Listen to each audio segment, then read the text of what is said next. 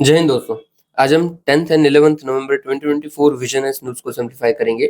2-3 दिन बाद वीडियो बन रही है फिर से। उम्मीद करता हूँ आप लोग अच्छे होंगे।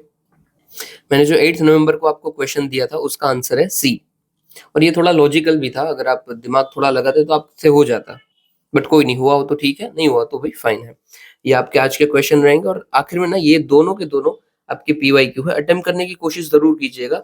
हम डिस्कस करेंगे, उससे इतने तो आप कैपेबल हो जाओगे कि आप अंडरस्टैंडिंग ले लो कि हाँ ये टॉपिक क्या है।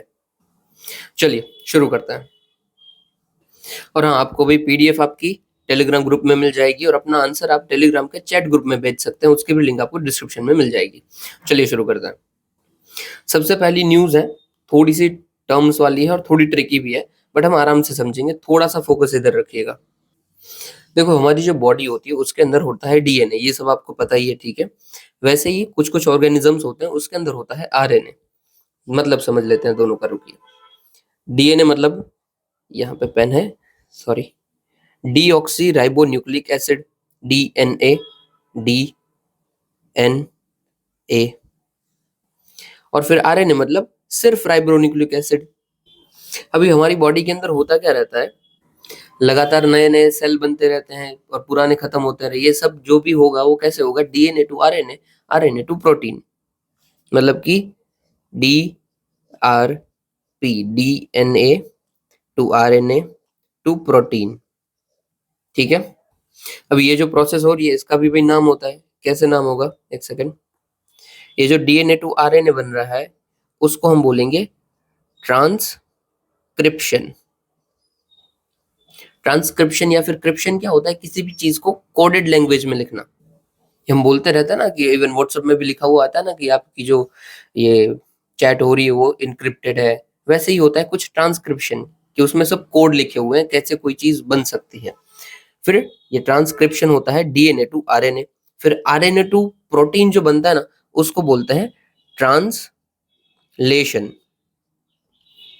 अभी देखो, नाम से ही पता चल रहा है ना, ट्रांसलेशन। इस बंदे ने कोई कोड दिया और RNA ने उस कोड को तोड़ के उसमें प्रोटीन बना दिया, ट्रांसलेट कर दिया। हम खुद गूगल ट्रांसलेट यूज करते हैं, राइट। अब दोनों का मतलब समझ गए कि कैसे प्रोसेस हो रही है और क्या प्रोसेस हो रही होगी हमारी बॉडी के अंदर। इट जस्ट लाइक DNA कोई कोड दे रहा है RNA को, और फिर RNA उस कोड को डेसिफर करके उससे प्रोटीन बना रहा है। और इसी के बेस पे हमारी बॉडी सबकी अलग अलग बनती है और सेल बनते हैं, ओके। अभी समझ लीजिए, इसी में कोई दिक्कत आ जाती है। दिक्कत मतलब हम ऐसा समझते हैं कि DNA का कोई कोड देने का मतलब था, समझ लिए DNA को बोलना था DNA से, हाँ एक एग्जांपल लेते हैं, ठीक है। DNA ना, ऐसा समझ लीजिए कि एक रेसिपी बुक है, और उस रेसिपी बुक को पढ़ के जो चीज बनानी है वो कौन बनाए, मतलब कुक कौन है, तो RNA है। मतलब वो उसको पढ़ के आगे काम करेगा, और जो सी रेसिपी बन के आ रही है वो प्रोटीन है। डन है। अभी समझ लीजिए कि रेसिपी में DNA ने लिखा था कि शुगर हमें डालनी है, शुगर डालनी है या फिर सॉल्ट हमें डालना है 3 ग्राम। जबकि गलती से DNA में कोड क्या हो गया, हमारी बॉडी के अंदर भी कोडिंग होती है, वो कोड क्या हो गया, 3 ग्राम के बदले गलती से लग गया हमारा 8 ग्राम। तो इससे हो क्या जाता है, पूरा का पूरा हमारा बॉडी का स्ट्रक्चर बिगड़ जाता है। ये गलती से गलत प्रोटीन बन जाएगा, हमारा DNA सब कुछ बिगड़ जाएगा, और इससे बीमारियां भी हो सकती है, ये एक गलती की वजह से। अभी हमारे पास इसको ठीक करने के लिए चीज क्या हो सकती है, या तो हम DNA में ही खुद आइडेंटिफाई करें कि भाई DNA जो अपना है उसमें कहाँ पे गलती हुई है, और उसको तोड़ दें। मतलब कि ये DNA जैसे हमारा बना हुआ है, ऐसे हमारा DNA होता है, ठीक है। एक सेकंड यार, गलत बना रहा हूँ। ऐसे कुछ हमारा DNA होता है, और यहाँ पे कोडिंग होती है। ये पूरा का पूरा DNA ना, यहाँ पे कोडिंग होगी, और ये अलग अलग कलर की होगी, ठीक है। ऐसे होगा, इस तरीके से कोड होगा कि आधा कोई और, आधा कोई और। अभी ये जो आधा आधा है ना, इसके भी नए नाम दिए गए हैं। नाम क्या दिए गए हैं भाई, तो ये कोडिंग 4 ही कोड में होती है, ATCG। अभी A के सामने T लगेगा, T के सामने A लगेगा, C के सामने G, और G के सामने T। ये कोड है। जैसे कंप्यूटर लैंग्वेज में कोड होता है ना सब कुछ, वैसे ये DNA के अंदर कोड है। पर DNA कोडिंग के अंदर सिर्फ 4 ही वर्ड यूज हो रहे हैं, ATCG। और A के सामने T, T के सामने ऐसे ही कोड होता है। अभी इस कोड के अंदर कोई भी दिक्कत होगी, मतलब कि ये रेसिपी वाले जो बुक है, इंस्ट्रक्शन है, उसके अंदर कोई दिक्कत होगी, तो हमें डायरेक्ट हमारी बॉडी के अंदर इम्पैक्ट पड़ेगा। अब इसको ठीक कैसे कर सकते हैं? या तो हम खुद आइडेंटिफाई करें और ये यहाँ पे अगर कोड में दिक्कत है तो इसको तोड़ के कोई नया कोड डाल दें, या फिर दूसरा ये हो सकता है कि हम आरएनए में ठीक-ठाक कर दें। मतलब कि डीएनए ने भले ही 8 ग्राम शुगर लिख दिया था, डीएनए ने भले ही समझ लीजिए कोड डीएनए को लिखना था, एटीजीजी कोड लिखना था। एटीजीजी के सामने क्या जाएगा भाई? टीएसीसी ऐसा कुछ लिखना था और गलती से इसने उल्टा लिख दिया। इसने लिख दिया एटीसीसी लिख दिया। तो देखो पूरा बात ही बदल गया ना, टीएजीजी हो गया। अभी ये कोड गलत हो गया और अगर कोड गलत हुआ तो हमारी बॉडी के अंदर कुछ ना कुछ इसके गलत इम्पैक्ट पड़ेंगे। जैसे समझ लीजिए कि ये भाई काले बाल का कोड था और ये उल्टा हो गया, सफेद बाल का कोड हो गया, तो दिक्कत है। अभी या तो हम डीएनए में चेंज कर दें या फिर क्या चेंज कर दें, आरएनए को खुद बता दें कि भाई गलती से कोड गलत लग गया था, टाइपिंग एरर है, तू खुद संभाल लेना, इसको ठीक से पढ़ लेना। ये बेटर है राइट? कि हम ट्रांसक्रिप्शन में तो चेंज नहीं किए, कोडिंग में चेंज नहीं किए, पर ट्रांसलेशन में चेंज कर दिए। इट इज जस्ट लाइक कि आप गलती से गलत स्पेलिंग भी टाइप किए हो, आपका मोबाइल खुद आइडेंटिफाई कर लेता है और सही स्पेलिंग टाइप कर देता है।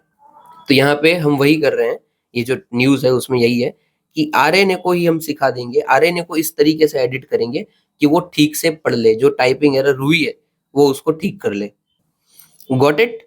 यही ऊपर जो भी बताया गया ना, यही बताया गया है, पर चीज़ क्या है वो हम देख लेंगे। ये मैंने आपको समझा दिया कि कैसे होने वाला है। और याद क्या रखने की बात है, देखो ये जो मैंने कोड बताया ना, ये कोड है डीएनए का। आरएनए का कोड क्या होता है? सेम टू सेम है, बस टी की जगह आप यू रख दीजिए। दैट्स इट, दैट्स इट, और कुछ भी नहीं है, टी की जगह यू। सबके मतलब क्या है? अभी आप बोलोगे एटीसीजी, एटीयूसीजी, ये क्या मतलब है? तो ए मतलब एडेनाइन, टी मतलब थाइमाइन, जी मतलब ग्लूटामाइन और सी मतलब साइटोसाइन। अभी जो हमने टी की जगह यू रख दिया, यू का मतलब क्या होता है? यूरासिल। Okay done. अभी देखो आरएनए और डीएनए का जो फर्क है वो मैंने यहाँ पे दिया गया है, पूरा का पूरा आप पढ़ सकते हो। ऊपर ऊपर से ये तो पता चली गया कि एक तो इनकी कोडिंग अलग होती है, ठीक है। दूसरा, जो डीएनए है ना वो डबल स्ट्रैंडेड होता है, ये मैंने आपको बताया ना, देखो डबल मैंने बना के दिखाया ना आपको, सेम, ये डबल होता है ऐसे। जबकि आरएनए क्या होता है, इसमें देखो डबल डबल, ये जो ऐसे दोनों बाजू होती है कोडिंग। पर जो अपना आरएनए होता है ना, आरएनए के अंदर सिंगल स्ट्रैंडेड स्ट्रक्चर होता है, मतलब इसमें दो थे ना, एक दो लाइन, आरएनए में सिर्फ एक ही लाइन होती है और उसमें कोड भी ऐसे ही होता है, इस तरीके से। That's it. ओके, बाकी ये डिफरेंस आप पढ़ लेना और कुछ नहीं है खास। अभी हम ऊपर न्यूज में चलते हैं। देखो टाइम लगता है बट बताना जरूरी है, ये आपका साइंस एंड टेक का टॉपिक हो रहा है पूरा का पूरा, और हाई चांसेस होते हैं कि अगर वो क्वेश्चन आ जाता है तो एक भी ऐसा पॉसिबिलिटी नहीं होगी कि आपको वो नहीं आ रहा होगा, क्योंकि अगर आपको अंडरस्टैंडिंग है तो फैक्चुअल डेटा नहीं भी याद होगा ना तो आप सही ही करोगे। ओके, चलिए ऊपर करते हैं अभी। हाँ चलो, न्यूज क्या था भाई? तो भाई एक बीमारी आती है हमारी जिसका नाम है अल्फा 1 एंटी ट्राइस्पिन डेफिशिएंसी, AATD। अभी इसी बीमारी को AATD हम ठीक कर सकते हैं by using RNA editing technique, मतलब जो मैंने बताया ना कि ट्रांसलेशन में ही हम ठीक कर देंगे, उसी टेक्निक को बोलेंगे रहे, ठीक है। अभी इस जो ये जो एडिटिंग कर रहे हैं, आरएनए में एडिटिंग कर रहे हैं, मतलब आरएनए को ठीक कर रहे हैं, उसका नाम क्या है? तो भाई ADAR एडिटिंग, मतलब कि adenosine diminish acting on RNA with guide RNA mgRNA, ये टेक्निक का नाम है, ठीक है। कैसे होता है समझा देता हूँ। ये देख लीजिए, ये नॉर्मल है हमारी है, ये म्यूटेटेड डीएनए है, मतलब डीएनए में कुछ दिक्कत हो गई है, फिर ये डीएनए में आरएनए में जाता है, फिर आरएनए गलत प्रोटीन बनाता है और आरएनए गलत प्रोटीन बनाता है, डिसऑर्डर भी हमें हो जाता है, मतलब बीमारी। अभी देखिए ये डीएनए अगेन सेम था, म्यूटेटेड था। हमने क्या किया कि डीएनए से जो आरएनए में जा रहा था ना, बीच में ट्रांसक्रिप्शन हो रहा है, ये जो काम करता है ना वो करता है, मतलब ये एक वो काम करता है हमारा mRNA, मैसेंजर आरएनए की मैसेज पहुंचाएगा कि भाई ऐसे आपको काम करना है आगे। इसमें हम गाइड आरएनए डाल देते हैं, गाइड आरएनए हमें बताएगा कि भाई कहाँ पे दिक्कत है और कहाँ पे आपको ठीक करना है, गाइड करेगा हमें, दैट्स इट। और यही गाइड आरएनए की मदद से हम आरएनए में ही ठीक ठाक कर देंगे और फिर उससे ठीक प्रोटीन बनेगा और हम भी हेल्दी रहेंगे। ओके, यहीं पे यहाँ पे वही सब लिखा हुआ है, ठीक है, कि gRNA are small RNA molecules that direct editing machinery by base pairing of MRA with mRNA, mRNA मतलब बताता है ना कि मैसेज देता है कि क्या करना है आपको, और उसके साथ ये जीआरएनए भी जाता है, गाइड करता है कि कैसे करना है, किधर करना है, दैट्स इट। प्रोसेस में क्या है, ये आरएनए के जैसे हमने देखे थे ना, AGUC, यूरासिल आता है, थाइमाइन नहीं आता है, तो वो है उसके सब कोडिंग। और फिर इसमें ADAR जो है, ये टेक्निक में हम कन्वर्ट करते हैं एडिनोसाइन को इनटू mRNA की मदद से टू आइनोसाइन। ये याद रखने की जरूरत है? नहीं जरूरत है, हटा सकते हैं आप। इन शॉर्ट ठीक करते हैं, वही काफी है, ठीक है। और ये प्रोसेस रिस्टोर करती है mRNA के ओरिजिनल फंक्शन को। mRNA ओरिजिनल फंक्शन मतलब मैसेंजर आरएनए को जैसे काम करना चाहिए वो। माफ करना यार, आपको अगर रिंग सुनाई दी हो तो फिर से मैं रिपीट कर देता हूँ कि ये mRNA का जो ओरिजिनल फंक्शन होता है मैसेंजर आरएनए का, उसको रिस्टोर कर देता है, ठीक कर देता है, ठीक है। चैलेंजेस क्या क्या है भाई इसके अंदर? काफी है। पहले तो लैक ऑफ स्पेसिफिसिटी, हमें पता नहीं है कि कौन से एरिया को ठीक से क्या हम टारगेट कर पाएंगे या नहीं कर पाएंगे, एक्यूरेट है या नहीं है, ये मतलब अभी ट्रायल फेज में है तो नहीं पता चलता है। और नेसेंट स्टेज यही यहाँ पे लिखा हुआ है, ठीक है। इसके थेरेपी के इफेक्ट कितने हैं, तो हो सकता है लगातार हमें ये करता रहना पड़े, ये थेरेपी लगातार करती रहनी पड़े। अभी कंपैरिजन देख लेते हैं दोनों के बीच में। मेन कंपैरिजन क्या है, डीएनए एडिटिंग या फिर आरएनए एडिटिंग, क्या करना चाहिए? डीएनए में कोई आप ठीक कर दो काट कूट के, या फिर आरएनए को ठीक कर दो। तो देखो, जो डीएनए एडिटिंग है ना, वो परमानेंट चेंज कर देता है, जबकि आरएनए है वो टेम्पररी चेंज करता है, इसलिए बाद में जाके फेड आउट हो सकता है। तो इसका मतलब क्या है कि जो आरएनए टेक्नोलॉजी है ना, वो ज्यादा सेफर और फ्लेक्सिबल है, क्योंकि एक बार हो गया तो चेंज हो जाएगा। जबकि डीएनए में कोई आपने दिक्कत कर दी ठीक ठाक करते वक्त, एडिट करते वक्त, तो इरिवर्सिबल है, वो कभी भी आपको चेंज नहीं होता दिखेगा। ओके, आगे देखते हैं। एलर्जिक और इम्यूनो रिएक्शन के सामने डीएनए एडिटिंग जो होती है ना, वो हायर रिस्क होती है, क्योंकि उसमें डेफिनेटली चेंज नहीं हो सकता है, तो हायर रिस्क है। इसलिए डीएनए एडिटिंग टूल्स भी होते हैं ना, वो भी हमें काफी सोच समझ कर यूज करने पड़ते हैं। ओके, दैट्स इट, इतना ही है। बस ध्यान रखना, आरएनए टेक्नोलॉजी ज्यादा इजी है, कम रिस्की है और टेम्पररी भी है। आपको क्वेश्चन में ये पूछा जा सकता है, इसलिए ध्यान से। और दूसरा देखो, अभी डीएनए टेक्नोलॉजी हम यूज कर रहे थे ना, उसमें हम नए नए कटिंग एज, हमें बैक्टीरियाज को यूज करना पड़ता है या फिर कोई एंजाइम यूज कर दिए। जबकि अपनी बॉडी के अंदर हम आरएनए के अंदर क्या कर रहे हैं, अपनी ही बॉडी के अंदर जो एंजाइम बन रहा है ADAR, उसी को यूज कर दे रहे हैं। तो भाई डीएनए ज्यादा इजी है, दैट्स इट। सॉरी, आरएनए ज्यादा इजी है, आरएनए एडिटिंग। चलिए अभी आगे देखते हैं।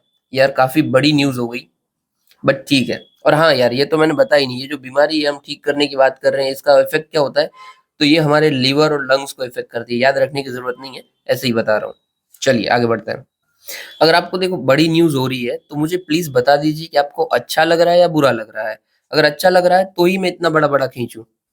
और मुझे बता दीजिएगा, कमेंट करने में आपकी 1 सेकंड जाती है, बट उससे मुझे आइडिया आ जाता है कि मुझे क्या करना चाहिए। चलिए आगे देखते हैं। लेग एक्सपोजर के चलते हमें 6 ट्रिलियन इकोनॉमिक लॉसेस हो रहे हैं due to premature cardiovascular diseases mortality. अभी देखो, आप भी देख रहे होंगे रिसेंटली बहुत सारे आपको हार्ट अटैक्स आते दिख रहे हैं, या फिर कार्डियोवास्कुलर डिजीजेस मतलब दिल की बीमारियां, या फिर आपके नर्व्स में कोई बीमारियां आपको देखने को मिल रही है। ये किस लिए हो सकता है? लेड एक्सपोजर के चलते हो सकता है। अभी लेड क्या होता है, लेड के बारे में देख लेते। देखो, ये यही लेड है, कि थोड़े टाइम पहले पता है आपको मैगी बंद हो गया था। वो मैगी क्यों बंद हुआ था? क्योंकि उसके अंदर लेड ज्यादा मात्रा में था, इसलिए मैगी को बंद कर दिया गया था। अभी हम इसी लेड की बात कर रहे हैं, चलिए देख लेते हैं। तो भाई लेड के थोड़े से कंपोजिशन हम अगर देखें, तो लेड सॉफ्ट मेटल होता है, उसका मेल्टिंग पॉइंट लो होता है, कोरोजन रेजिस्टेंस है, पुअर कंडक्टर ऑफ हीट है, और ये रिएक्ट नहीं करता है वाटर के साथ, और ये हाईली मेलिएबल है, डेंस है, डक्टाइल है। और हाँ, ये मेलिएबल मतलब क्या होता है, किसी भी चीज को आप तोड़ मड़ोड़ के कोई आप नए शेप में दे सकते हो, तो वो मेलिएबल है, दैट्स इट। आगे, ये मिलता कैसे है भाई? तो जिंक, सिल्वर, कॉपर, वो सब आप जब निकालते हो तो उसके साथ ही आपको ये भी मिल जाता है, उसके ओर में मिलता है। काम किधर आता है? तो प्रोडक्शन बैटरीज में आपको काम आता है, फिर अम्यूनिशन में, फिर मेटल कोई प्रोडक्ट्स कोई बनाते हो उसके अंदर भी काम आ सकता है। दूसरा आगे देखें, तो ये नेचुरली अकरिंग टॉक्सिक मेटल है। कहाँ पे मिलेगा? क्रस्ट के अंदर मिलेगा। यूज कहाँ पे होता है? तो स्मेल्टिंग यूनिट्स में, पेंट्स में, एक्सेट्रा में ये यूज होता है। ओके, अभी इसका इम्पैक्ट क्या क्या पड़ता है, देखो पूरा का पूरा आंसर ये बन रहा है, आपको इज्जत से याद रखना है कि हाँ भाई हम हर एक पॉइंट याद रख लेंगे। सबसे पहला है ह्यूमन ग्रोथ के ऊपर इम्पैक्ट पड़ेगा। इससे ना आपकी जीएचजी हार्मोन जो होता है ना, ग्रोथ हार्मोन, उसमें तो इम्पैक्ट पड़ता ही पड़ता है। दूसरा, आपकी जो आईक्यू लेवल है वो रिड्यूस होती जाती है। मतलब कि अगर आप ज्यादा लेड का कंजप्शन कर रहे हो तो पॉसिबिलिटी है कि आपकी आईक्यू एकदम जीरो भी हो जाएगी। चलो जीरो तो नहीं, बट कम हो जाएगी इन शॉर्ट। फिर हार्ट हार्ट डिजीजेज हो सकती है, किडनी फेलियर, प्रीमेच्योर डेथ, बहुत कुछ हो सकता है। अभी देखो मैं आपको दूसरा भी एग्जांपल देता हूँ कि लेड और दूसरा कहाँ पे मिलता है। आप पानी पूरी तो खाते ही होगे सब लोग, पानी पूरी में बहुत सारे लोग लेड डालते हैं। ये मैं ऐसे ही नहीं बोल रहा हूँ, ये मैंने कायदे से कोई यूट्यूब का शॉर्ट था उधर देखा था कि हाँ भाई ये लेड डाल रहे हैं। और फिर दूसरा वो अजीनोमोटो भी डालते हैं, अजीनो मतलब एमएस, अजीनोमोटो मतलब एमएसजी, वो भी डालते हैं। नूडल्स में भी वो डाला जाता है और चाइनीज की ऑलमोस्ट सारी चीजों में डाला जाता है। अभी आप खुद सोचिए, अगर आप यूजुअली ये सब चीजें खा रहे हो तो क्या होगा। ये सब डिजीजेस आपको हो सकते हैं डेफिनेटली, इसलिए खुद सोचिए क्या हमें इंटेक में लेना चाहिए क्या नहीं। आगे डेटा थोड़ा सा दे रखा है कि 5.5 million premature adult death CVD, ये कार्डियोवास्कुलर डिजीजेस की वजह से हो रही है। 760 मिलियन के आईक्यू लॉस्ट हो रहा है चिल्ड्रंस के अंदर। फिर टॉक्सिक न्यूरो डेवलपमेंट इफेक्ट भी हो रहे हैं वॉर्म के अंदर, as well as foetal exposure हो रहा है लेड के, जिससे मेटरनल प्लाज्मा में इफेक्ट पड़ रहा है।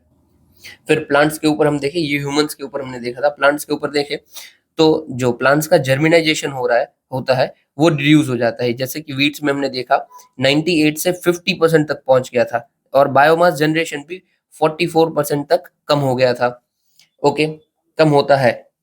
और बर्ड्स के अंदर देखें तो बर्ड्स का ब्रेन डैमेज हो जाता है, उसको डिफिकल्टी होती है flying, landing as well as walking के अंदर, और उसमें भी ज्यादा मोर्टेलिटी देखने को मिलती है। तो आप सोचिए कितनी बुरी बात है, एक भी इसका फायदा तो उतना है नहीं जितना नुकसान है। इसीलिए हमने इस इनिशिएटिव बहुत सारे लिए हैं टू कंट्रोल लेड पॉइजनिंग, जैसे कि ग्लोबल अलायंस और एलिमेंटेड लेड पेंट, कि ऐसा हम पेंट यूज नहीं करेंगे। फिर डब्ल्यूएचओ की गाइडलाइंस है क्लिनिकल मैनेजमेंट लेड के ऊपर। फिर बैन किया है हमने लेडेड पेट्रोल को। फिर दूसरे अलायंसेस की बात करें, रिकमेंडेशन क्या क्या है हमारे पास, तो ग्लोबल पॉलिटिकल स्ट्रक्चर हमें बनाना चाहिए जो इसके ऊपर थोड़ा सा कंट्रोल लेके आए। फिर lead should be taxed optimally, कि और ज्यादा टैक्स लगाओगे आप तो उसके अकॉर्डिंग उसका प्रोडक्शन ऑटोमेटिकली कम हो जाएगा। और government should classify lead as a toxic waste, जो कि हम अभी भी करते नहीं है। चलिए आगे देखते हैं। फिर सुप्रीम कोर्ट ने अपहोल्ड किया है accessibility for person with disability.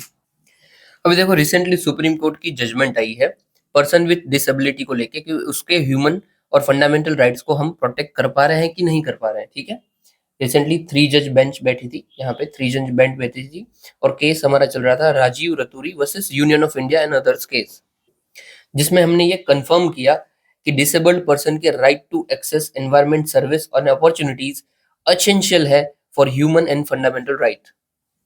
Okay, अभी देखो ऑलरेडी सबसे पहले यहाँ पे ना इन लोगों ने एक और बात की है सोशल मॉडल डिसेबिलिटी की। सोशल मॉडल डिसेबिलिटी क्या होता है कि कोई भी सोशल चेंज की वजह से इक्वलिटी में दिक्कत आ रही है, मतलब कि कोई सोशल बैरियर है जो कि पर्सन विद डिसेबिलिटी को इंक्लूजन में आने से रोक रहा है। वेदर इट इज डिस्क्रिमिनेशन या फिर कोई चीजें आपने बनाई हुई नहीं है, कुछ भी हो, बट सोशल बैरियर की वजह से उनका इंक्लूजन और इक्वलिटी नहीं हो पा रही है, तो वही हमारा सोशल मॉडल ऑफ डिसेबिलिटी। ठीक है, अभी देखो सबसे पहले हम ये देख लेते हैं कि डिसेबिलिटी हम किसको बोलते हैं, क्या है डिसेबिलिटी। तो हमारा, एक सेकेंड नीचे ले लेता हूं मैं, ठीक है, हमारा ऑलरेडी एक्ट बना हुआ है। तो देखो हमारा एक्ट है right of person with disabilities act 2016।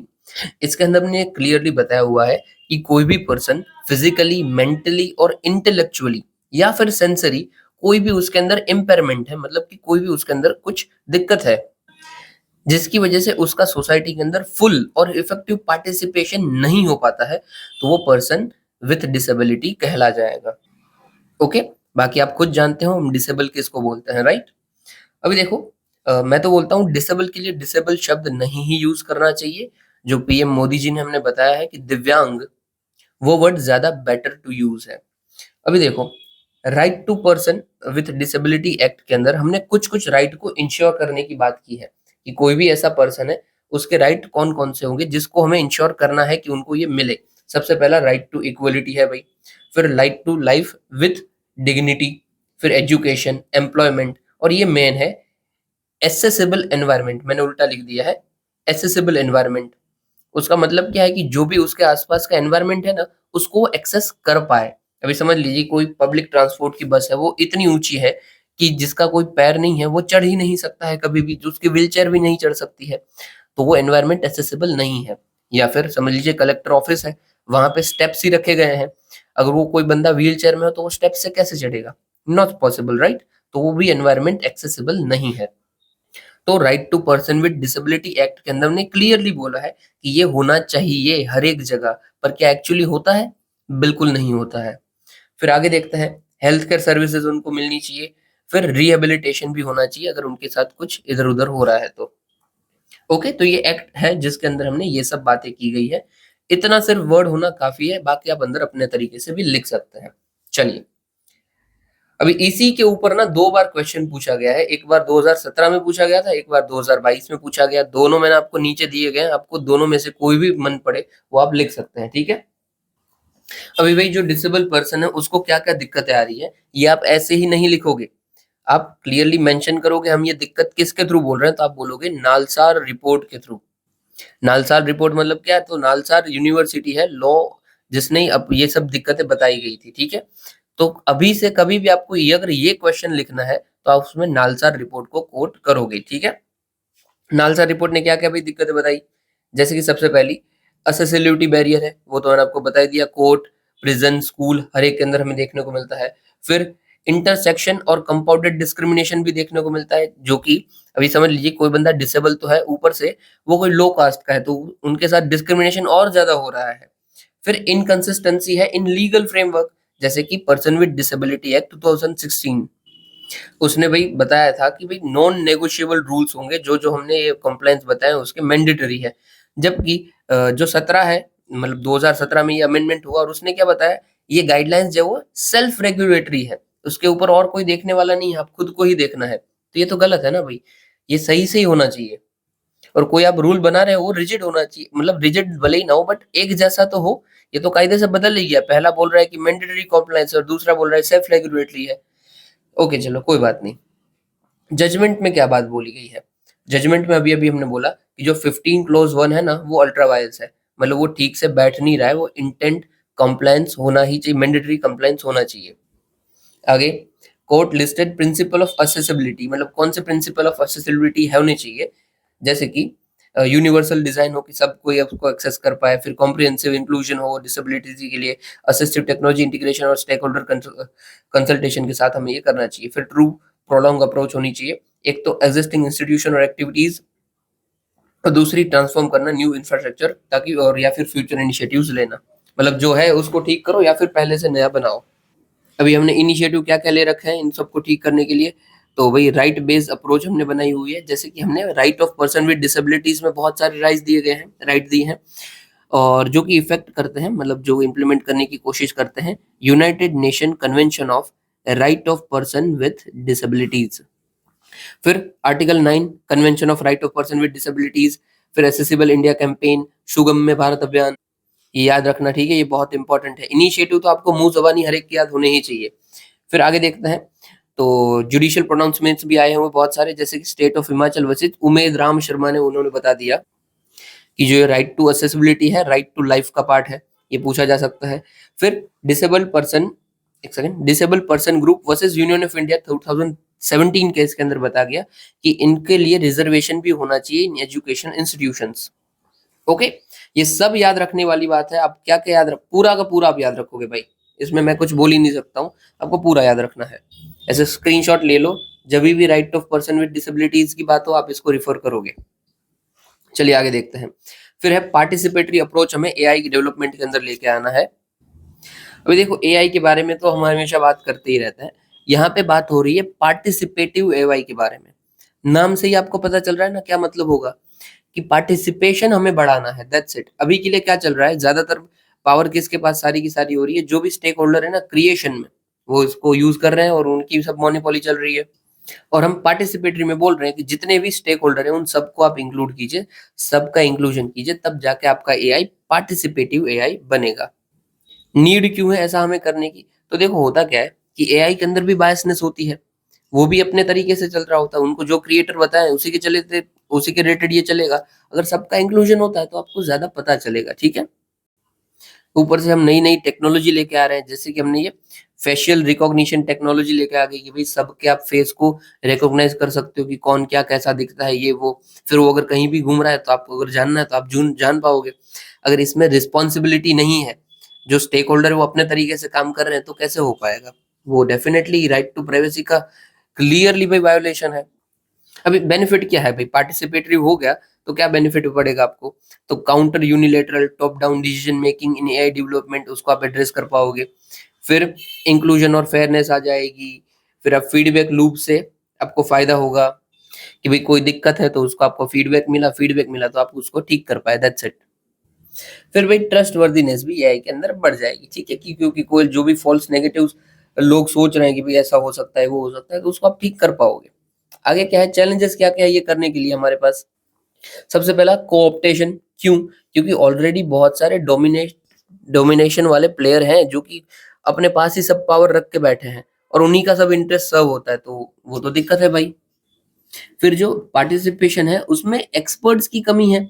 अगर आप एक्सपर्ट्स को कम यूज करोगे और ऐसे ही आलतू फालतू लोगों को आप इंक्लूड करने लगे तो काम कैसे चल पाएगा? एक्सपर्ट में हमें ज्यादातर किसको इंक्लूड करना चाहिए? कोई इंडस्ट्री रिप्रेजेंटेटिव है, कोई ब्यूरोक्रेट है, सिविल सोसाइटी के ऑर्गेनाइजेशन है, उसको आप इंक्लूड कीजिए, तब जाके कोई अच्छा काम होगा, बाकी ऐसे तो होने सरा। और फिर पार्टिसिपेटरी वॉशिंग और टोकनाइजेशन होता है, मतलब कि किसी ने जानबूझ फॉर्मल कॉम्प्लायंस के लिए किसी का पार्टिसिपेशन करवा दिया कि हाँ भाई आ जा, कि सब बस दिख जाए कि पार्टिसिपेट किया है, बाकी एक्चुअली में हो ही नहीं रहा है, उसका कोई व्यू का मतलब है ही नहीं। और एट लास्ट ट्रांसपेरेंसी पैराडॉक्स भी है कि क्या पता हमें ऐसा होगा या नहीं होगा, कि जो एक्टर है वो उसका मिसयूज नहीं करेंगे, उसकी क्या गारंटी है? तो वो भी दिक्कत होए। और ये बकवास है सब, ऐसे ही आपको बता रहा हूँ क्योंकि न्यूज का पार्ट है। आगे देख लेते हैं जो कि आपको एक्चुअली याद रखने की जरूरत है, कि पार्टिसिपेटरी डेमोक्रेसी या फिर पार्टिसिपेटरी गवर्नेंस के लिए इंडिया ने और अब्रॉड ने क्या क्या फ्रेमवर्क लिए गए हैं, क्या क्या इनिशिएटिव लिए हैं। सबसे पहला लैंड इक्विजिशन एक्ट 2013, जिसमें वही लैंड के रिलेटेड क्या सोशल इम्पैक्ट पड़ सकता है, उसमें हमने कोलैबोरेट किया था बहुत सारी फैमिलीज को जो इससे अफेक्ट हो रही थी। फिर हम फॉरेस्ट राइट एक्ट 2006 को और एक्सपेंड कर दिए, और जो ट्राइबल्स थे उनको भी हमने इंक्लूजन किया। इसमें जो माइनर फॉरेस्ट प्रोड्यूस थी उसके क्राइटेरियाज को चेंज किया बहुत कुछ। फिर ग्राम सभा को कुछ कुछ स्टेटस हमने दे दिया कि ग्राम सभा के ये राइट है। आगे Nagoya protocol on access and benefit sharing, कि आपको कोई भी जेनेटिक मॉडिफिकेशन में कुछ नॉलेज मिलती है तो आप सबके साथ शेयर कीजिए, पार्टिसिपेशन लाइए, ठीक है। और मेनली क्या है कि इंडिजिनियस कम्युनिटी को इसके अंदर हमने इंक्लूड कर दिया, ये मेन पार्टिसिपेशन है। चलिए आगे देखते हैं, ये याद रखने का जरूरत है, ठीक है, आपको तीनों के तीनों। और आपको नहीं अगर पता है ना ये तीनों का कोई भी बैकग्राउंड, तो यार जान लीजिए, ये आपका होमवर्क समझ लीजिए कि आपको अगर इसका बैकग्राउंड नहीं पता है तो कोशिश कीजिएगा जानने की। अगर नहीं कर पाते हो तो इट्स फाइन, अगर इन फ्यूचर कोई इसका टॉपिक आएगा तो मैं इसको याद रखूंगा, इंक्लूड कर दूंगा। चलिए आगे देखते हैं। अभी ये राइट साइड वाला देख लीजिए, कि कंसर्न रेज हुए हैं declining fertility rates in some states. अभी के लिए देखो इंडिया की फर्टिलिटी क्या चल रही है, तो 2.0 है। नेशनल फैमिली हेल्थ सर्वे 5 आया था 2019-21 में, तब हमारी फर्टिलिटी रेट निकाली टोटल पूरे इंडिया की, वो 2.0 निकली। ये बहुत अच्छी फर्टिलिटी होती है, बट आइडियल से ये हल्का सा कम है। आइडियल क्या होती है? 2.1, ये रिप्लेसमेंट लेवल हम बोलते हैं, कि किसी की 2.1 फर्टिलिटी रेट है ना, उसका मतलब क्या है कि जितने लोग मर रहे हैं ना उतने ही सामने बॉर्न हो रहा है, मतलब डेथ और बर्थ इक्वली है 2.1 हो तो। और 2.1 से थोड़ा सा कम है तो हल्का सा बर्थ रेट आपका आपका डेथ रेट से कम है, ठीक है। ओके, तो मतलब इतना भी दिक्कत नहीं है, 2.1 से 2.0 है तो इट्स फाइन। बट इसमें भी स्टेट के अंदर ना डिस्पेरिटीज हमें देखने को मिलती है। क्यों देखने को मिलती है? नीचे देखिए, यहाँ पे कि जो साउदर्न स्टेट्स हैं जैसे कि तमिलनाडु और आंध्र प्रदेश, वहां पे फर्टिलिटी रेट 1.4 और 1.5 है, जबकि जो उत्तर प्रदेश और बिहार है हमारे, उनके फर्टिलिटी रेट 2.7 और 3 है रिस्पेक्टिवली। मतलब उत्तर प्रदेश के 2.7 और बिहार के 3। तो कितनी डिस्पेरिटीज है, ऑलमोस्ट डबल है, ऑलमोस्ट डबल। इसलिए इंडिया के अंदर जो ये फर्टिलिटी रेट चल रहा है ना, वो यूनिफ़ॉर्म नहीं है। कुछ स्टेट्स में ये कांस्टेंट डिक्लाइन कर रहा है। अभी देखो ये भी डिक्लाइन अगर दूसरे स्टेट्स में भी आ जाता है, तो हम 2.0 से भी नीचे चले जाएँगे और हम फेस करने लगेंगे अपना फर्टिलिटी क्राइसिस, जो कि ऑलरेडी रशिया, जापान जैसे स्टेट्स कर रहे हैं। फैक्टर्स क्या-क्या है डिक्लाइनिंग फर्टिलिटी रेट के बारे में? भई फैमिली प्लानिंग सबसे पहले तो मैरिड वुमन है, वो खुद अभी चाहती है कि वो कैसे बच्चे करेगी, वो खुद प्लान करे। तो फैमिली प्लानिंग अगर हो रही है, उसका मतलब है कि फर्टिलिटी कम होगी। फिर एजुकेशन और एम्पावरमेंट ऑफ वुमन भी दिक्कत है। अभी देखो कायदे से दिक्कत होनी नहीं होनी चाहिए, बट फर्टिलिटी के रिलेटेड हमें दिक्कत देखने को मिलती है, क्योंकि कोई वर्किंग वुमन है, वो चाहती है कि हो सके उतने वो कम चाइल्ड कैरी करे या फिर कोई चाइल्ड कैरी ही ना करे। ये हमें देखने को मिल रहा है कि भाई शादी ही नहीं करनी है, अगर शादी हो गई तो बच्चे ही नहीं करने। अगर ऐसा हमें देखने को मिल रहा है, तो फर्टिलिटी तो गिरेगी इंडिया की, right? Empowerment is not an issue, but issue is कि due to empowerment women choose to be alone or independent or without children। तो वो फर्टिलिटी के रिलेटेड इशू देखने को मिलता है। दूसरा क्या है, इंक्रीजिंग लिविंग कॉस्ट भी है। कितनी महंगाई बढ़ती जा रही है कि लोग सोचते हैं कि भाई एक ही बच्चा ठीक है, आगे हम कहाँ इतना पाल पाएंगे, पैसा इतना नहीं है, एक्सेट्रा। ओके, कंसर्न्स क्या है भाई कि फर्टिलिटी रेट डिक्लाइन हो जाए तो क्या दिक्कत आ सकती है? सबसे पहले तो एजिंग सोसाइटीज, कि आपकी सोसाइटी अगर ज्यादा बूढ़ी होती जाएगी तो आप काम करने के वाले लोग ही आपके पास नहीं होंगे। आपका डिपेंडेंसी रेशियो बढ़ जाएगा। डिपेंडेंसी रेशियो क्या होता है कि डिपेंडेंस कौन होता है, या तो बच्चे या फिर बूढ़े। ये दोनों डिपेंडेंस है कि आप कोई यंग के ऊपर डिपेंडेंट होंगे तभी आप कोई काम कर पाओगे। और अगर सोसाइटी हमारी एजेड होती जा रही है, बूढ़ी होती जा रही है, तो डिपेंडेंसी रेशियो बढ़ जाएगा, यंगस्टर कम होते जाएंगे। हालांकि जो हमारा डेमोग्राफिक चार्ट है ना, वो 2060 तक कोई दिक्कत नहीं है, मतलब ऐसा ही चलता रहेगा। ये national health family health survey में ही बताया गया है। आप उसको ध्यान से देखोगे आपको पता चलेगा। अपना चार्ट बहुत अच्छा है। जो हमारा पिरामिड होता है, डेमोग्राफिक पिरामिड, वो बहुत अच्छा चल रहा है। और फिर दूसरा क्या चैलेंजेस है भाई, पॉलिटिकल चैलेंजेस होते हैं भाई। तो देखो ये डिस्पैरिटीज देखने को मिल रही है, तो होता हुआ क्या कि बहुत सारे स्टेट्स जो है वहाँ पे एकदम कम पॉपुलेशन रहेगी और बहुत सारे स्टेट्स में ज़्यादा रहेगी। अगर कम पॉपुलेशन है तो जो मेंबर ऑफ पार्लियामेंट्स की सीट होती है, वो आपको कम मिलेगी, और ज़्यादा पॉपुलेशन है तो सीट्स जो है वो ज़्यादा मिलेगी। उत्तर प्रदेश की सोचिए 86 सीट्स है एमपी पार्लियामेंट के अंदर, जबकि अपनी इसकी देखते हैं अपना गुजरात की तो शायद 25-26 जितनी है। तो आपको चेंज देखने को मिल रहा है। आप सोचिए कि जिस स्टेट्स ने पॉपुलेशन कंट्रोल मेजर्स अच्छे से नहीं लिए और पॉपुलेशन ज़्यादा बढ़ गई, उसको ज़्यादा सीट मिल रही है। तो ये तो नुकसान हो गया नहीं, आपने काम भी अच्छा नहीं किया और आप फ़ायदा भी ज़्यादा लेके जा रहे हो। और जिस स्टेट्स ने अच्छे से पॉपुलेशन मेजर लिए, पॉपुलेशन को कंट्रोल करके रखा, उसकी सीट्स आप और कम कर दे रहे हो। तो ये दिक्कत है। और आखिरी में लेबर शॉर्टेज भी है कि आपकी भाई अगर फर्टिलिटी कम पड़ेगी, तो आपके पास लेबर भी नहीं रहे, मतलब यंगस्टर नहीं रहेंगे तो लेबर नहीं रहेंगे, जो इश्यू हमें जापान में देखने को मिल रहा है। ओके, चलिए आगे देखते हैं। फिर है फाओ की रिपोर्ट आ गई है। वो रिपोर्ट बोल रही है हिडन कॉस्ट के बारे में। यहाँ पे देख लीजिएगा, हिडन कॉस्ट। हिडन कॉस्ट क्या होती है कि कोई भी चीज अगर आप ले रहे हो, उसके साथ कोई एक्सटर्नल कॉस्ट जुड़ी हुई होती है, आपको नहीं पता है। जैसे कि ऊपर ही हमने देखा कि भाई मैं मैगी ले रहा हूँ और मुझे नहीं पता है कि मैगी के अंदर लेड है, मैं लगातार मैगी को कंज्यूम कर रहा हूँ, तो उसकी हिडन कॉस्ट क्या है कि मैं आगे जाके बीमार पड़ूंगा और मुझे हेल्थ के ऊपर खर्चा करना पड़ेगा। So it is hidden cost, जिसको हम एक्सटर्नल कॉस्ट भी बोलते हैं। ये नेगेटिव होता है कि आप कोई एक चीज कर रहे हो, उसके चलते कोई इकोनॉमिक लॉसेस हो रहे हैं या फिर कोई आपका पॉलिसी फेलियर हो रहा है, मतलब कुछ नुकसान हो रहा है। That's it, it is hidden cost. Hidden cost में हमने यहाँ पे किसकी बात की थी? तो हमने बात की है global hidden cost of agri food system. जो जर्नी हमारी फार्म टू टेबल, वहां पे हमें क्या क्या हिडन कॉस्ट्स देखने को मिल रही है, उसकी बात चल रही है।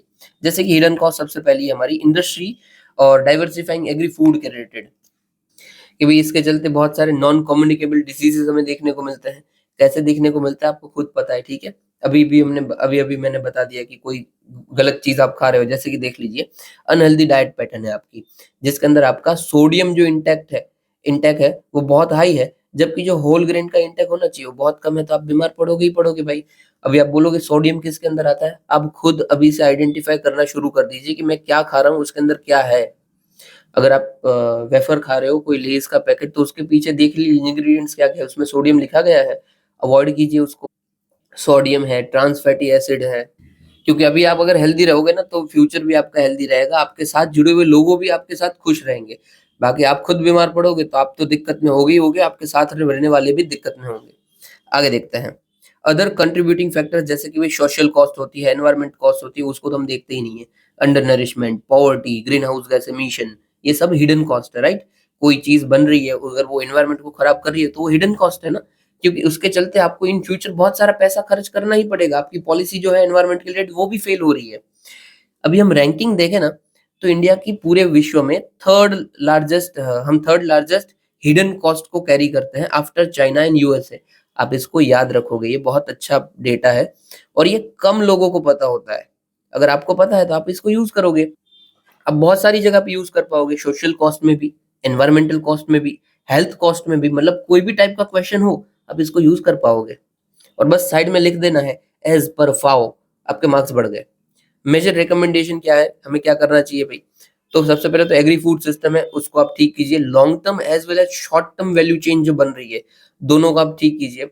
और दूसरा है ट्रेडिशनल एग्री फूड सिस्टम है उसको भी आप ठीक कीजिए कि एनवायरनमेंट में कम नुकसान आप पहुंचाओ, जो सस्टेनेबिलिटी है उसको थोड़ा सा देखो।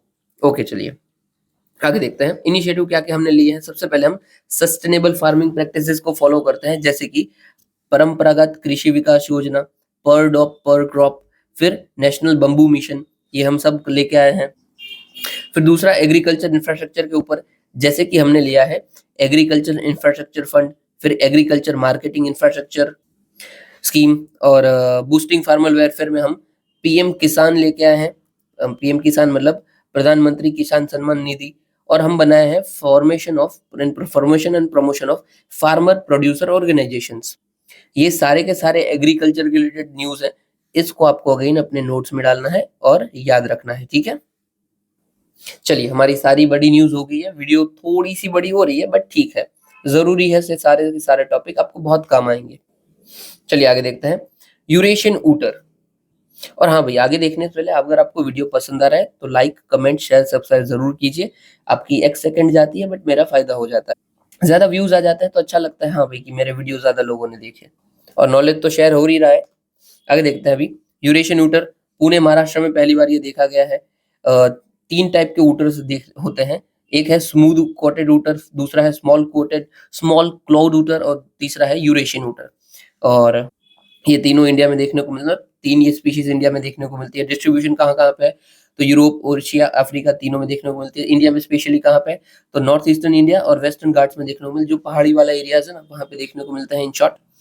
कैरेक्टरिस्टिक क्या है? तो ये सॉलिटरी है, मतलब कि अकेला रहता है, और नॉकटर्नल है। नॉकटर्नल मतलब कि जो रात के दौरान एक्टिव होता है, नाइट के दौरान एक्टिव होता है। न N for nocturnal, N for night.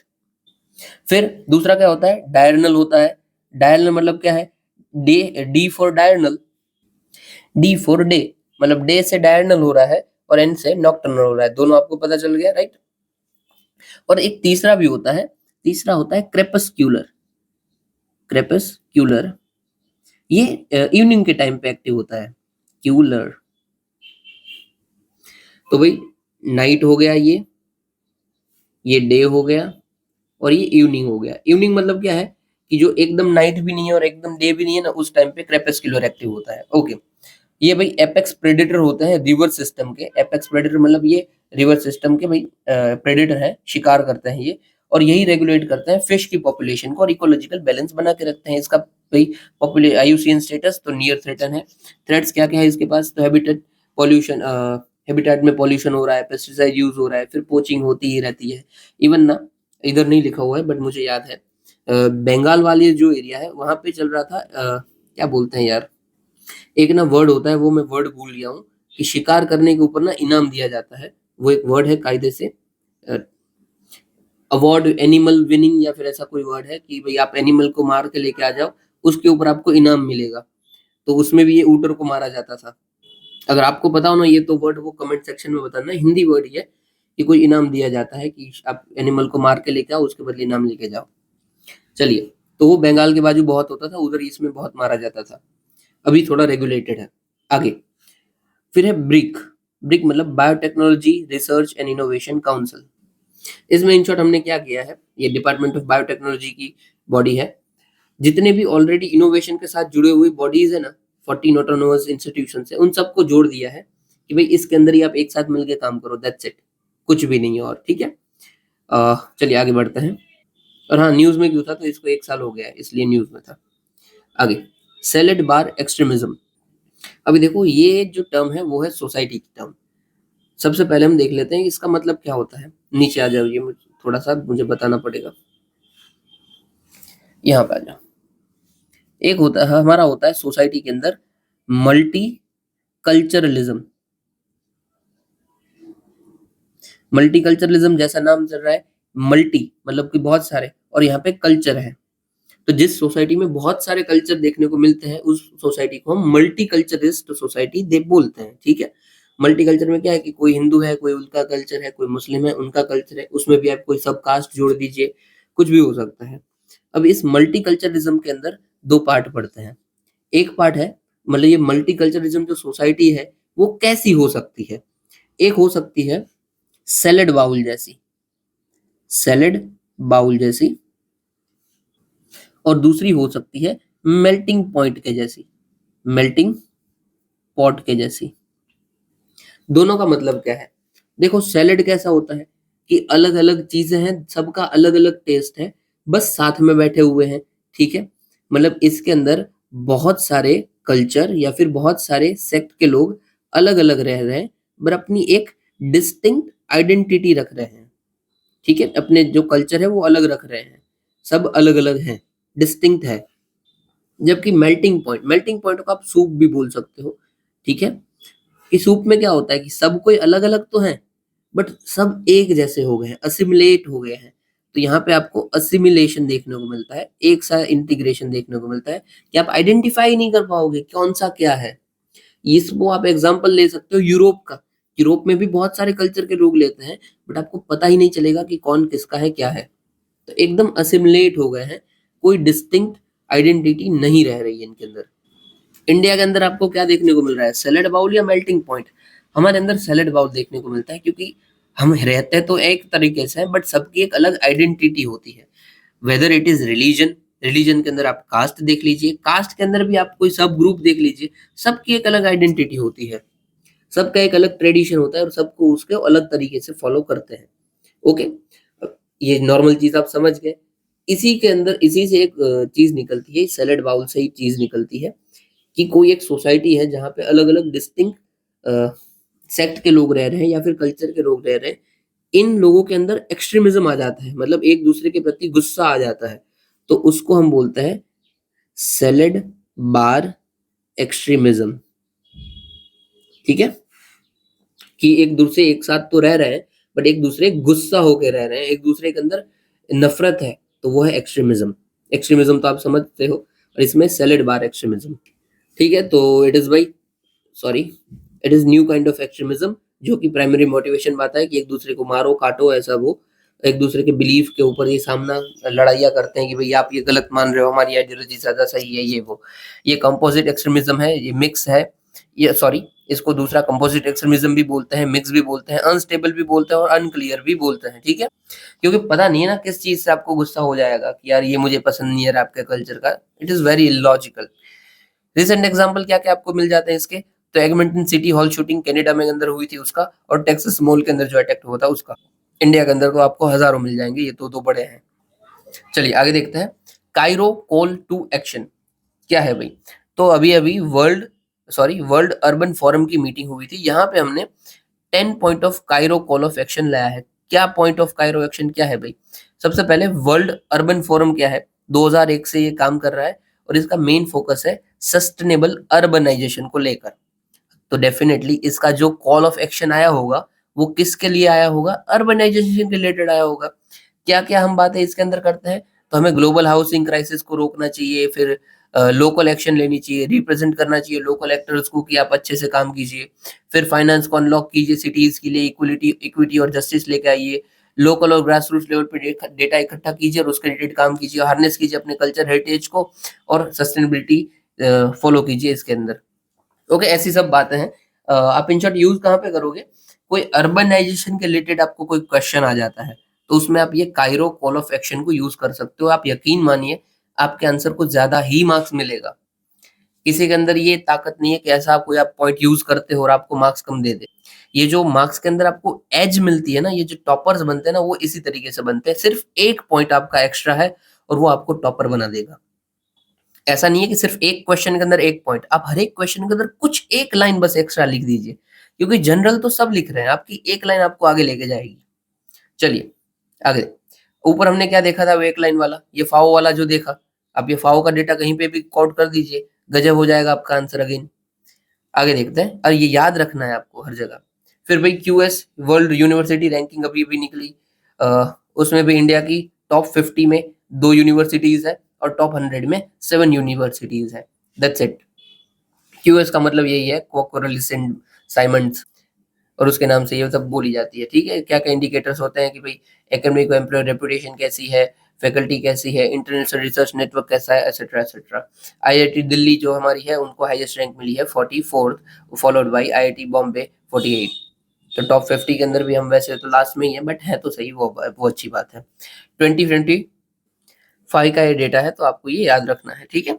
चलिए, 2025 का डेटा कैसे है, तो भई अभी हमने बना लिया और बताया कि भाई 25 के लिए अगर आपको पढ़ना है तो ये सब आपकी यूनिवर्सिटीज़ हो सकती है, तो इसलिए 2025 ये लोग हमेशा निकालते हैं ना, तो 1 साल का एडवांस ही निकालते हैं, पता नहीं क्या करके निकालते हैं। चलिए आगे देखते हैं। फिर है exercise in news Austro Hind. Austra Hind वही नाम से ही पता चल रहा है, ऑस्ट्रेलिया इंडिया की बात हो रही है। ये 2 फेजेज़ में कंडक्ट होगी इस बार, और क्या-क्या कंडक्ट होगा, तो combat in conditioning tactical training phase and दूसरा वैलिडेशन फेज़। मेनली इसके अंदर ये सब बकवास है कि भाई जॉइंट सब कन्वेंशन ऑपरेशन करेंगे सेमी अर्बन एनवायरनमेंट के अंदर, सेमी डेजर्ट टेरेन के अंदर, और चैप्टर 4 अर्बन यूएन मैंडेट के अंदर कुछ जरूरत नहीं है। सिर्फ ऑस्ट्रो हिंद किसके रिलेटेड बात चल रही है उसको ही आपको याद रखना है, ये 2 फेजेस भी याद रखने का जरूरत नहीं है। चलिए आगे। फिर है EV as a service programme. Already 2022 में software as a service programme पूछा गया था, यहाँ पे EV as a service programme है। नाम से ही पता चल रहा है, ईवी मतलब इलेक्ट्रिक व्हीकल, और उसकी सर्विस को आपको बढ़ाना है, उसका प्रोग्राम, ठीक है? तो ये वही मॉडल है जो ऑफर करता है subscription based access to electric vehicle, और एलिमिनेट करता है परचेसिंग ईवी। मतलब कि भाई ईवी आपको महंगा मिल रहा है।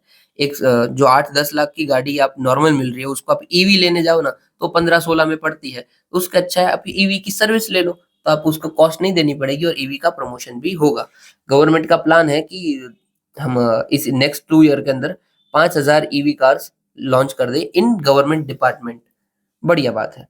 फिर ये कहाँ पे हेल्प करेगा, तो नेट ज़ीरो इमिशन का जो हमारा टारगेट है बाय 2070, उसमें ये हमें हेल्प करेगा। फिर है थ्रोम्बोटिक थ्रोम्बोसाइटोपेनिक परम्पुरा। ओके, समझा देते हैं ये चीज़ क्या है। सबसे पहले ये टीटीपी, मतलब ये जो ऊपर नाम बोला वो इसको टीटीपी बोलेंगे। ये एक रेयर ब्लड डिसऑर्डर है, जिसमें जो हमारी थ्रोम्बी है, मतलब थ्रोम्बी मतलब ब्लड क्लॉटिंग हो जाती है, दैट्स इट। हमारी जो वेसल्स होती है ना, नसें जो होती है, उस नसों के अंदर ब्लड जमा हो जाता है, एक जगह इकट्ठा हो जाता है। इससे होगा क्या भाई, अगर ब्लड आपका क्लॉट हो रहा है, इकट्ठा हो रहा है, तो आपका ऑक्सीजन सप्लाई को कम पहुँचेगी ब्रेन्स, किडनी, हार्ट्स के अंदर। और अगर ऑक्सीजन सप्लाई कम पहुँचेगी तो चांसेस है कि उसका फेलियर हो जाएगा, ठीक है? कैसे ये होता है, तो ये इनहेरिटेंट भी हो सकता है और एक्वायर्ड भी हो सकता है। क्यों होता है, तो लैक ऑफ एंजाइम अगर आपके अंदर है, ये ADAMTS13, तो आपको ये चीज़ हो सकती है। इसके सिम्पटम्स क्या-क्या है, तो आपका अगर प्लेटलेट काउंट नॉर्मल से भी कम है, तो हो सकता है। फिर आपकी जो स्किन है उसके अंदर पर्पल ब्रशेस आपको देखने को मिलते हैं। यहाँ पे देखो इस तरीके से आपको स्किन के अंदर देखने को मिल रहा है, तो वो भी इसका सिम्पटम्स है। और दूसरा आपका एबनॉर्मल डिस्ट्रक्शन हो रहा है रेड ब्लड सेल का, तो भी आपको देखने को मिल सकते हैं। अभी ये न्यूज़ में क्यों था भाई टीटीपी? तो रिसेंटली स्टडी से पता चल रहा है कि एक वैक्सीन है कोरोना वैक। ये कोरोना वैक के थ्रू और चांसेस बढ़ रहे हैं कि टीटीपी हो रहा है, टीटीपी बढ़ रहा है। अभी थोड़े टाइम पहले भी हमने देखा था कि जो कोविशील्ड वैक्सीन थी उसके रिलेटेड, उसके यूज से भी ब्लड क्लॉटिंग हो रही है। और अभी हमने ये देखा कि कोरोना वैक वैक्सीन है, उसकी भी रिलेटेड ये टीटीपी के साथ जुड़ा हुआ है, मतलब कि ब्लड क्लॉटिंग के साथ जुड़ा हुआ है। मतलब हाई चांसेस है कि जो भी कोरोना की वैक्सीन बनी ना, सब में कुछ टीटीपी का या फिर ब्लड क्लॉटिंग होने का डेफिनेटली खतरा है ही है। मतलब 2-3 वैक्सीन में अब तक अगर निकल गया है, तो चांसेस है कि जो-जो वैक्सीन बनी है सबके साथ कुछ-कुछ तो दिक्कत है। और याद रखना, कोई भी वैक्सीन ना कभी भी ऐसा नहीं होता है कि उससे कोई भी साइड इफेक्ट ना हो, साइड इफेक्ट तो होते ही है। बट हम उम्मीद करते हैं कि ऐसे फेटल साइड इफेक्ट ना हो कि आपको कोविड तो रुक गया बट हार्ट फेल हो रहा है आपका, ठीक है। तो ये न्यूज में यही था कि भाई ये वैक्सीन की वजह से क्या कुछ टीटीपी के साथ एसोसिएशन बन रहा है या फिर हो रहा है, तो हाँ हो तो रहा है भाई। अभी आगे देखते हैं, लास्ट न्यूज है हमारी, मौलाना अबुल कलाम आजाद। जो हमारी कॉन्स्टिट्यूएंट असेंबली बनी थी ना, मतलब जो कॉन्स्टिट्यूशन जैसे बी आर अम्बेडकर जी ने मिलके हमारा कॉन्स्टिट्यूशन बनाया, वैसे ही हर एक को हमने प्रोविजनल जो हमारी गवर्नमेंट थी वहां पे हमने हर एक को अलग अलग मिनिस्टर बनाया था। वहां पे एजुकेशन मिनिस्टर हमारे बने थे अबुल कलाम आजाद।